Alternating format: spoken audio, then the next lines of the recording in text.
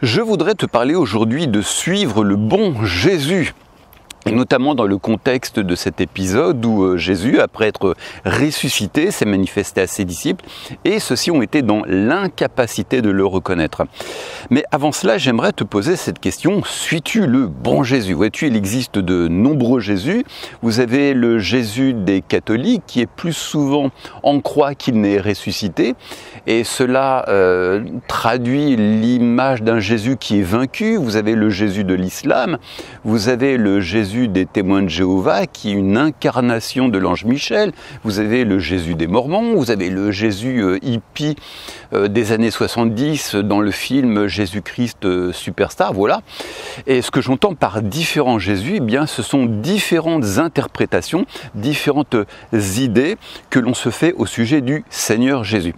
Seulement voilà, l'idée que tu te fais de Jésus, eh bien déterminera dans une très large mesure ce que le Seigneur va faire dans ta vie, parce que Dieu ne peut agir que conformément à sa volonté, conformément à la vérité, et non pas selon ce que tu voudrais que cette vérité soit. De mauvaises croyances produisent de mauvais résultats, une bonne croyance produit de bons résultats. Donc il est important d'avoir une compréhension saine et conforme à la vérité de qui est véritablement Jésus. Par exemple, dans certaines églises, eh bien, les fidèles sont conduits dans l'hyperactivisme. Vous avez des réunions le lundi, le mardi, le mercredi, le jeudi, le vendredi, même le week-end, il y a des veillées de prière. Enfin bref, les gens sont continuellement sollicités à la tâche. Parfois, les gens tombent dans l'épuisement, même physiquement, c'est arrivé. Moi, j'ai vu des gens littéralement tomber sous le coup de la fatigue. Et voilà, parce que les gens ont cette image d'un Dieu qui est avide de performances religieuses, et les gens se culpabilisent, se sentent condamnés, pensent toujours que Dieu est en colère parce qu'il ne travaille jamais suffisamment, et même parfois certains responsables font preuve d'abus spirituels, ils utilisent les ressorts de la culpabilité pour amener les gens à crouler sous le poids des performances, et tout ça, eh bien, ça traduit une mauvaise image de qui est Jésus. Et cela n'est pas sans conséquences négatives dans la vie des gens. Parfois, il y a aussi des appels incessants aux offrandes, à l'argent, à donner son argent. Et de fait, eh bien, les gens ont cette image d'un Jésus qui veut les saigner aux 4 veines. Ils vivent dans la culpabilité, dans la condamnation. Bref, ils ont une mauvaise image de Jésus. Et c'est l'une des raisons pour laquelle, eh bien, parfois, nous n'obtenons pas le résultat que nous pourrions porter. Voilà. Alors donc, je vous parle de cet épisode. Jésus, après être ressuscité, voilà qu'il apparaît à ses disciples et ceux-ci sont dans l'incapacité de le reconnaître. Il y a un verset qui dit « Mais leurs yeux étaient incapables de le reconnaître ». Alors, leurs yeux, vous voyez bien Jésus, mais il y a quelque chose qui les empêchait de le reconnaître. Et voyez-vous, la vue physique ne suffit pas pour un croyant, il nous faut voir avec le cœur. C'est au niveau du cœur que tout se fait. Le cœur, c'est quoi? Eh bien, c'est le siège de la compréhension et de la révélation. Donc, voir Jésus de nos yeux ne suffit pas, nous devons avant tout le voir avec notre cœur, avoir une saine compréhension, une saine révélation intérieure de qui il est véritablement. Donc, quelques temps plus tard, cet épisode, eh bien voilà que Jésus apparaît à nouveau à ses disciples et il prend les rênes de cette rencontre spirituelle et voilà ce que dit la Bible. Pendant qu'ils étaient à table avec eux, il prit le pain, dit la bénédiction, puis il le rompit et le leur donna. Alors leurs yeux s'ouvrirent et ils le reconnurent, mais il disparut devant eux. Et voilà ce qui m'intéresse. Alors leurs yeux s'ouvrirent et ils le reconnurent. Voilà. C'est lorsque Jésus rompt le pain que leurs yeux s'ouvrent et qu'ils voient enfin Jésus. Alors déjà, il faut comprendre ce qu'est la scène, le partage du pain et du vin. Eh bien, il s'agit d'une alliance. Déjà dans les temps anciens, lorsqu'un homme concluait une alliance avec une autre partie, eh bien, ça se soldait souvent par un repas. Et c'est dans cet esprit-là, d'ailleurs, que Jésus a inauguré la scène avec ses disciples. On va lire ce passage. Ensuite, il prit du pain et après avoir rendu grâce, il le rompit et le leur donna, en disant « Ceci est mon corps qui est donné pour vous, faites ceci en mémoire de moi ». De même, il prit la coupe après le repas et la leur donna en disant « Cette coupe est la nouvelle alliance en mon sang qui est répandue pour vous ». Notez bien ces quelques mots. Nouvelle alliance en mon sang. Et qu'est-ce que la scène? Eh bien, c'est une nouvelle alliance. Et l'alliance, c'est quoi? Eh bien, c'est l'homme qui est réconcilié avec Dieu par le pardon des péchés. Et ceci, c'est un don gratuit. Donc une alliance repose sur la grâce de Dieu. Dieu partage tout ce qu'il a avec nous. Nous sommes en alliance avec lui. Et ceci est un don gratuit. C'est une manifestation de l'amour de Dieu. Dieu a tant aimé le monde, voilà, qu'il a offert sa vie en sacrifice, qu'il a offert son Fils. Et maintenant, nous sommes réconciliés avec le Seigneur. Et pourquoi est-ce que Dieu a fait tout ça? Par pur amour, par pure grâce. Donc, et voilà où je veux en venir. Les disciples étaient dans l'incapacité de le reconnaître, mais lorsqu'il a rompu le pain à l'évocation de l'alliance, laquelle repose sur la grâce et l'amour de Dieu, et leurs yeux se sont ouverts. Ils ont été guéris de leur cécité spirituelle et ils ont enfin vu Jésus. Et lorsque tu vois ce Jésus qui a conclu une alliance avec toi par amour et par pure grâce, parce que la grâce, c'est vraiment les tenants et les aboutissants de la vie chrétienne. Lorsque tu as cette révélation de la grâce, de l'alliance que Dieu a conclue avec toi, laquelle repose sur la grâce et l'amour de Dieu, eh bien, tes yeux s'ouvrent et tu vois Jésus. Tes yeux s'ouvrent, tu es guéri de ta spiritualité, de ta cécité, et c'est le Jésus que tu suis. Et voilà pourquoi eh bien, les gens ne portent pas le fruit qu'ils voudraient, parce que ils ne suivent pas le bon Jésus. Ils suivent un Jésus qui les condamne, qui avide de performances religieuses, qui veut toujours leur prendre leur argent, qui exige d'eux qu'ils se privent de sommeil, de nourriture, de ceci, de cela. Ils se tuent à la tâche et ils font des œuvres religieuses, mais sans feu, sans amour. Voilà, et ce n'est pas l'image correcte. Dieu ne peut bénir que ce qui est conforme à la vérité. Et tout ce que Dieu fait dans notre vie, il le fait par l'entremise de son amour et de sa grâce. C'est super puissant. Alors je suis tombé, je crois hier sur un verset, j'avais jamais remarqué ce mot-là, je vais vous le lire.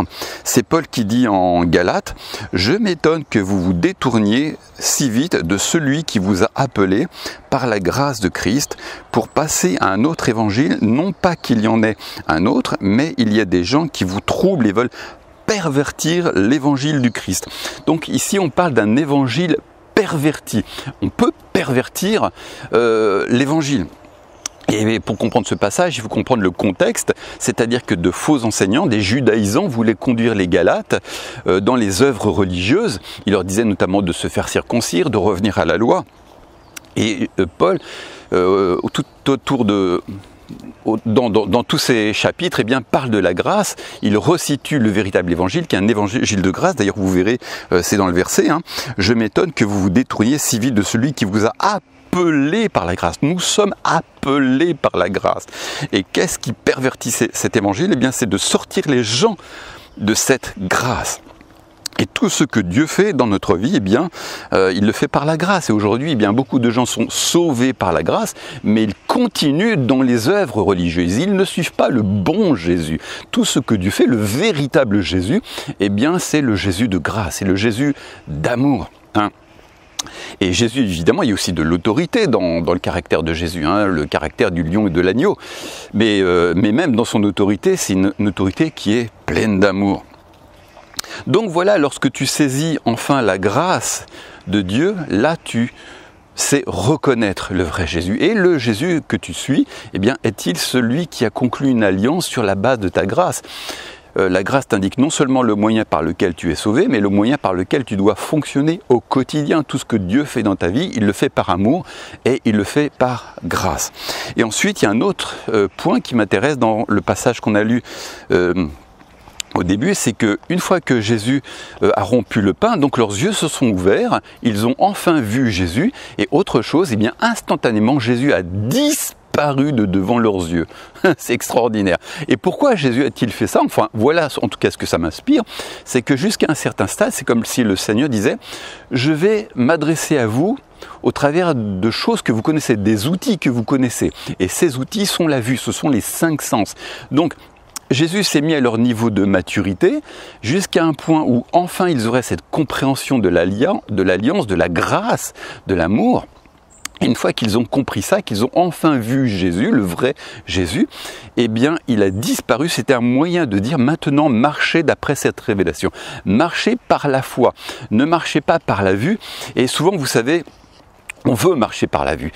Comment? Eh bien, on voudrait que nos sens, nos émotions, nos sentiments participent à cette révélation.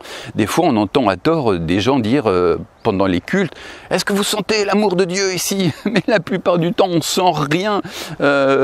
Donc, si vous attendez d'avoir des émotions, que vous ayez des sensations, des sentiments d'amour, de grâce, on sentira jamais ou rarement ce genre d'émotion. Nous marchons avant tout, non pas par la vue et par les cinq sens, mais par la révélation.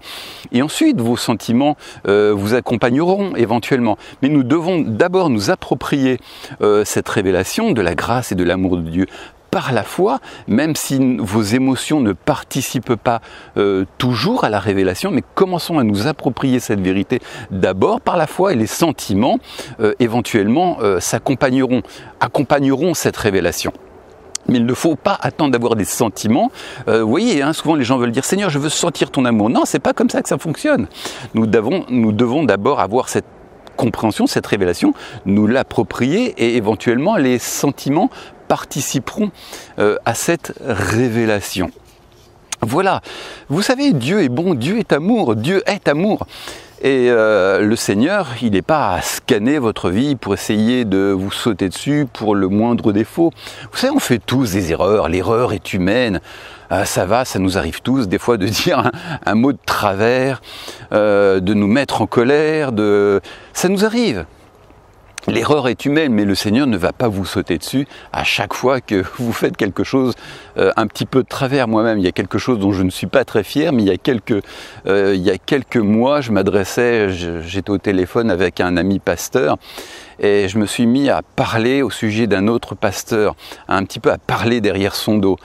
Alors ce que je disais n'était pas faux, si vous voulez, mais j'avais pas à parler derrière le dos d'une personne. Et après avoir accroché, je repensais à cette histoire et je me disais mais c'est pas correct, on ne parle pas des gens derrière leur dos. Et j'ai dit pardon Seigneur, enfin pardon, je suis déjà pardonné, mais j'ai confessé mon péché. J'ai dit écoute Seigneur, je ne recommencerai plus. Voilà. Mais c'est vrai qu'à un moment, pendant un petit moment, eh bien je me sentais mal devant Dieu, je me culpabilisais un petit peu et je me suis dit mais non, gloire à Dieu, l'amour de Dieu est toujours là, la grâce de Dieu est toujours là. J'ai pas ouvert une porte à l'ennemi parce que bon voilà, l'amour de Dieu est toujours là. On peut tous faire des erreurs. Voilà, j'ai confessé mon péché, pardon Seigneur, je recommencerai plus. Vous voyez, Dieu va pas toujours. On fait tous des erreurs. L'erreur est humaine, mais le Seigneur ne va pas vous sauter dessus à chaque fois que vous faites une petite erreur, vous voyez. Et je ne parle pas ici dans cette vidéo de gens qui sont confortablement assis dans le péché. Malheureusement, c'est triste à dire, mais vous avez des chrétiens, même moi j'ai connu des gens qui vivaient dans l'adultère, carrément, qui étaient de plein pied dans le péché, avec un sourire, une banane jusqu'aux oreilles. Enfin, je ne sais pas s'ils étaient si souriants que ça, mais en tout cas, voilà, qui péchaient sans vergogne. Je ne parle pas ici de gens, de ce genre de personnes, mais des gens qui, comme vous, aimez le Seigneur, faites de votre mieux et qui, de temps en temps, vous essuyez comme tout le monde, vous faites des erreurs. Non, il n'y a aucune condamnation pour celui qui est en Christ. Dieu est bon, la grâce de Dieu ne vous abandonne pas, la grâce de Dieu et l'amour de Dieu est toujours avec vous. Voilà, en tout cas, moi, c'est ce que m'a inspiré cet épisode. Voilà, peut-être que je ne dis pas que c'est la révélation ultime ou la seule interprétation. Moi, je méditais au sujet de cet épisode où Jésus est apparu à ses disciples et ils ne l'ont pas reconnu. Voilà, moi, c'est ce que ça m'a inspiré. Si ça t'inspire autre chose, eh bien, tant mieux. Voilà, quant à moi, je te souhaite une bonne semaine et je te donne rendez-vous pour une prochaine vidéo. Ciao!